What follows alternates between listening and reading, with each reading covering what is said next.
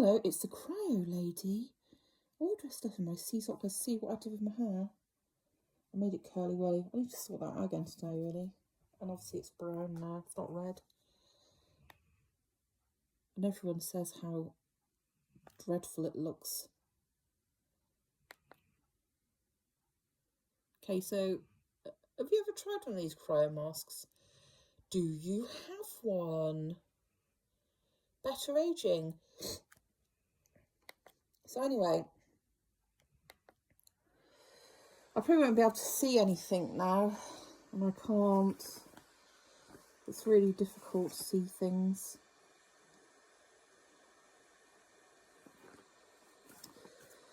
I'll try and see a little bit.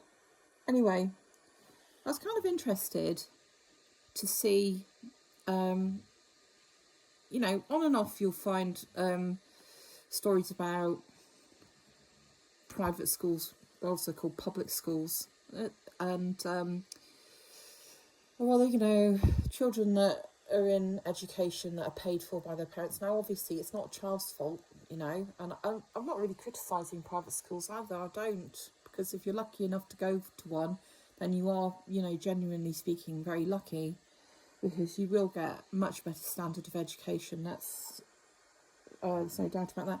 However, you could go to a state school, you can go to a grammar school, and you can go to a private school, and you can still come out, you know, if you go to state school, you can come out with top qualifications, which is exactly what my twins did. Pretty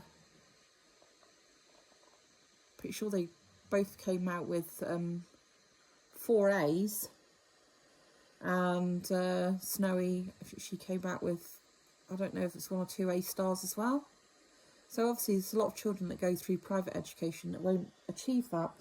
Anyway, however, it would seem that if you work in broadcasting, a private education, you have what I call private privilege, which is privilege accorded to people that have had a private education. You might say, well, how do you know that? Okay, I'll tell you how I know this. So I did a quick look at LBC. Now, LBC is quite a big radio station. I think they do podcasts, all sorts of things. And they have, you know, high-profile presenters on there.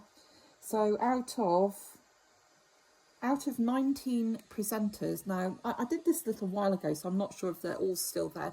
But I did this, I think, the end of last year.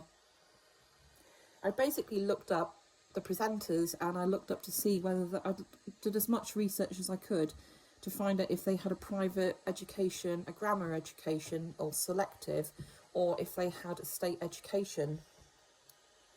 Thank you. I've just got a nice cup of coffee courtesy of Snowy. So anyway, also bear in mind that currently 5.2% of children are sent into, they go to education, private education, okay? So that's a tiny amount, you know. Anyway, so let's look at LBC. Ian Payne, private. Nick Ferrari, private. James O'Brien, private. Tom Swarbrick, private. Andrew Marr, private. Nick Abbott, private. Clive Ball, private. Ollie Dugmore, private. Matt Fry, private. Ali Mirage, private. Rachel Johnson, private. And Vanessa Phelps, private. I think Sheila Fogarty, she was grammar. And Matthew Wright, he was grammar. And so I guess that's, yeah, so basically 12 people out of that 19 people were privately educated. Now, I would call that skewed, wouldn't you? And I would say that's probably more than a coincidence. I then looked at the BBC. Obviously, the BBC across the board has a huge amount of has a huge amount of presenters, okay? So it would seem that if you also work for the BBC, if you've had a private education, you stand a much higher chance of getting a job against someone that's gone through state education. Now, obviously, the overwhelming amount of people, children, go through state education, and only 5.2% of children are in private education. So this is very skewed, because out of this, I looked at 43 presenters. I didn't handpick those. It was basically just a list that I got off a BBC website, and I applied it to the people that I could find educational backgrounds for. So out of 43, 27 of those were privately educated. 27.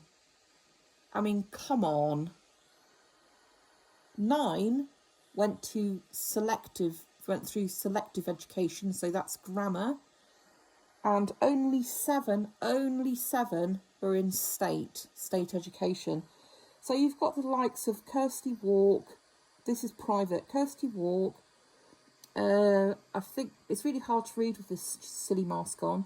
Jamie Hill, Sophie Rayworth, Jeremy Vine, Rita Chakrabarty, Charlie State. Can't read that one. I've got a whole list of them. It just goes on. It's depressing. It's very depressing reading. And, you know, I do listen to James O'Brien. I guess the more I listen to him, I could, you know, he makes a valid point. They all do make valid points. Of course they do. I mean, they're sort of dyed-in-the-wool hardened journalists. They know how to get their point across. Of course they do. But, you know, it's true. That's just a fact. Those are figures. I haven't made that up. Yeah. So 12 out of 19 presenters that I looked at on the list, and these are the sort of biggest presenters that they've got, the ones with the highest profile, 12 of them privately educated, when you think there's only out of every 100 school children, just fractionally over 5 are in private education. So let's call it, 94, 95 school children are in state education out of every 100. And yet, this is grossly skewed. I mean, this is actually quite obscene, really. So essentially what that means is it doesn't matter how hard you work, it would seem, it doesn't matter how hard you work, just the fact, and it doesn't matter, if you came out of school with top grades for your GCSEs and top grades for all your A-levels, A stars across the board, it wouldn't matter.